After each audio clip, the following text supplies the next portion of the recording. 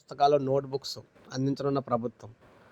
అంతర్జాతీయ ప్రతికూల పరిస్థితుల కారణంగా ప్రభుత్వం ఎయిడెడ్ పాఠశాలల విద్యార్థులకు అందించే సర్వేపల్లి రాధాకృష్ణ విద్యామిత్ర కిట్ల సరఫరా కొంత ఆలస్యం కానున్నట్లు సమగ్ర శిక్ష ప్రాజెక్ట్ డైరెక్టర్ గారు తెలియజేశారు. విద్యార్థి మిత్ర కిట్లను పాఠశాల పునఃప్రారంభం నాటికి అందజేయాలనే లక్ష్యంతో అన్ని రకాల ప్రణాళికలతో పకడ్బందీ చర్యలు తీసుకుంటున్నాం. అంతర్జాతీయ ప్రతికూల పరిస్థితులు, ముడి సరుకుల ధరల పెరుగుదల వల్ల కిట్ల సరఫరా నెల రోజులు ఆలస్యం కానుంది.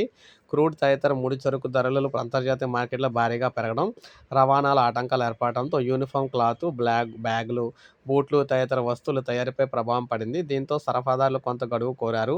జూన్ 12న బడులు తెరిచే నాటికి విద్యార్థులందరికీ పాఠ్య పుస్తకాలు, నోట్‌బుక్స్ అందేలా చర్యలు తీసుకుంటున్నాం.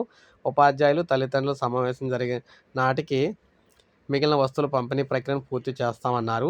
సరఫరా వేగవంతంగా జరిగేందుకు అధికారుల బృందం క్షేత్రస్థాయిలో తయారీ సంస్థలను అయితే సందర్శిస్తుందని చెప్పేసి అన్నారన్నమాట.